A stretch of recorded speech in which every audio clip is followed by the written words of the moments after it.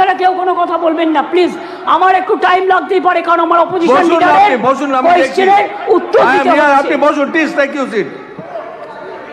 মনে রাখবেন, এই নতুন বিলের তাৎপর্য তিনটি। তাৎপর্যটা বুঝুন। 1 নম্বর বর্ধিত শাস্তি, 2 নম্বর দ্রুত তদন্ত, 3 নম্বর দ্রুত ন্যায় বিচার। নতুন আইন সুনিশ্চিত করবে যে ধর্ষণ এবং নারী শিশুর প্রতি সকল যৌন হিংসায় শাস্তি হবে কঠোরতম। ভারতীয় ন্যায় সংহিতা এবং পস্কো আইনে এসব ক্ষেত্রে যে শাস্তির কথা বলা আছে তা আমাদের আইনে উল্লেখযোগ্যভাবে বৃদ্ধি করা হয়েছে। ধর্ষণ ও গণধর্ষণের ক্ষেত্রে ভারতীয় ন্যায় সংহিতার যে শাস্তির কথা বলা হয়েছে 10 থেকে 20 বছরের সশ্রম কারাদণ্ড এবং ক্ষেত্র বিশেষে যাবজ্জীবন সশ্রম কারাদণ্ড। আমরা এটাকে করছি আমৃত্যু সশ্রম কারাদণ্ড থেকে গুরুতর থেকে ক্ষেত্রে এমনকি প্রাণদণ্ড, এইটুকুই আমরা চেঞ্জ করেছি। ধর্ষণ বা গণধর্ষণের ফলে নির্যাতিতার মৃত্যু হলে বা নির্যাতিত সম্পূর্ণ ভেজিটেবল হয়ে গেলে ভারতীয় ন্যায় সংহিতায় এর শাস্তি বলা আছে 20 বছরের সশ্রম কারাদণ্ড এবং ক্ষেত্র বিশেষে যাবজ্জীবন সশ্রম কারাদণ্ড। আমরা এটাকে করেছি প্রাণদণ্ড ও জরিমানা। এ প্রসঙ্গে বলি, এমনকি আর্থিক জরিমানার কথাও বলা হয়েছে যে ধর্ষিতা বা নির্যাতিতার চিকিৎসাগত অথবা তার নিকটাত্মীয়ের সামাজিক ও মানসিক পুনর্বাসনেও সেটা সহায়ক হয়। অ্যাসিড আক্রমণের ক্ষেত্রে অনেক সময় দেখবেন মেয়েদের অ্যাসিড ছুঁড়ে মারে। অ্যাসিড আক্রমণের ক্ষেত্রে ভারতীয় ন্যায় সংহিতার এর শাস্তিতে বলা আছে 10 বছরের সশ্রম কারাদণ্ড, ক্ষেত্র বিশেষে যাবজ্জীবন সশ্রম কারাদণ্ড এবং ফাইন। আমরা এই শাস্তি বাড়িয়ে করেছি আরজি করার জন্যই তো এটা হচ্ছে, আমৃত্যু কারাদণ্ড এবং ক্ষেত্র বিশেষে প্রাণদণ্ড। দ্রুত তদন্ত করবার জন্য অপরাজিতা টাস্ক ফোর্স নামে এই আইন পাশ হয়ে গেলে একটি বিশেষ পুলিশ বাহিনী তৈরি করা হবে। এই ধরনের অপরাধের দ্রুততম তদন্তের জন্য প্রাথমিক রিপোর্ট আসার পরে 21 দিনের মধ্যে তদন্ত সমাপ্ত হবে। খুব ব্যতিক্রমের ক্ষেত্রে বড় জোর 15 দিন পর্যন্ত তদন্ত সীমা বাড়ানো যেতে পারে। শিশুদের জড়িয়ে কোনো অপরাধ সংগঠিত হলে সাক্ষ্য সংগ্রহ হবে 7 দিনের মধ্যে।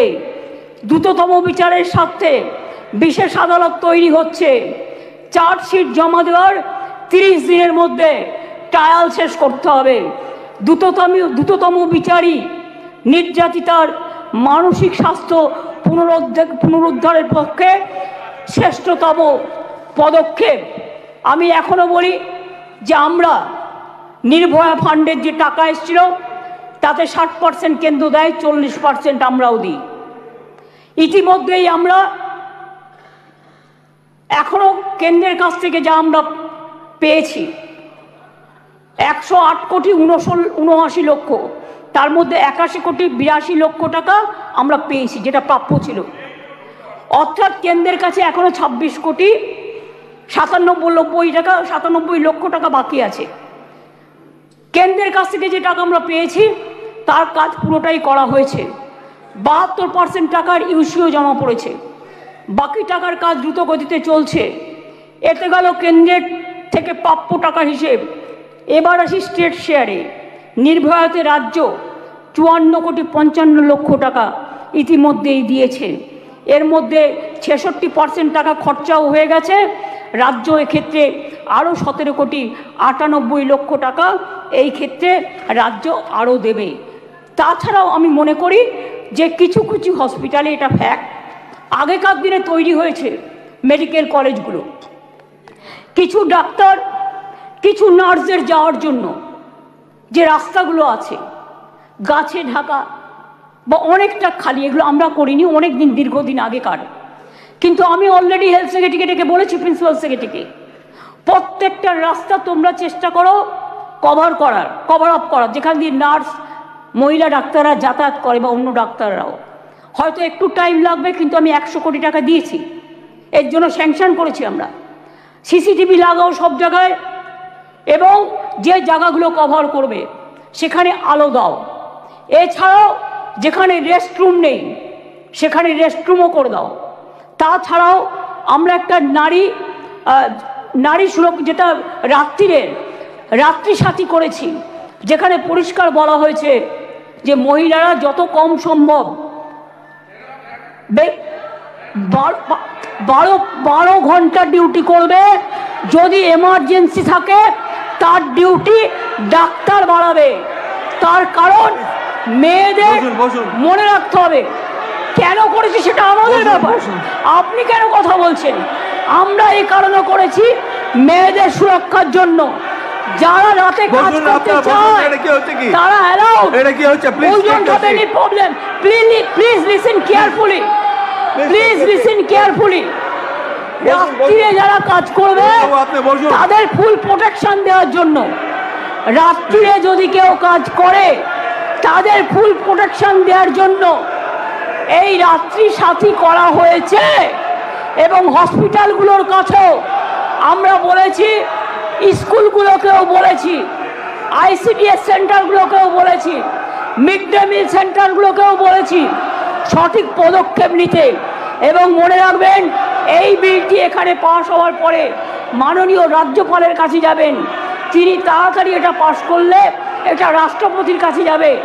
রাষ্ট্রপতির কাছে গেলে এটা আইনে পাশ হবে, এবং এটা আইনে পাশ হলে এটা একটা ইতিহাস হয়ে থাকবে, এবং সব রাজ্য এটাকে আগামী দিন মডেল করবে, মনে রাখবেন। আর প্রধানমন্ত্রী করতে পারেনি বলে আমরা করেছি। প্রধানমন্ত্রী, আপনি দেশের লজ্জা, আপনি মেয়েদের প্রোটেকশন দিতে পারেন না, তাই আপনার পদত্যাগ দাবি করছি।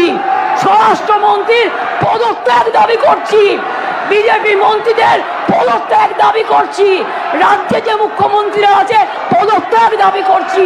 আর অপোজিশন লিডার গুলি চালাবার কথা বলেছেন, তাকেও পদত্যাগের দাবি করছি। আমি এইটুকু বলে সবাইকে ধন্যবাদ জানিয়ে আমার কথা শেষ করছি। অনেক অনেক ধন্যবাদ। জয় হিন্দ, জয় বাংলা। মেয়েদের জয় হোক, নারী শক্তির জয় হোক, অপরাজিতারা বিচার পাক, আরজি করের দোষীদের ফাঁসি হোক, এটা আমরা চাই।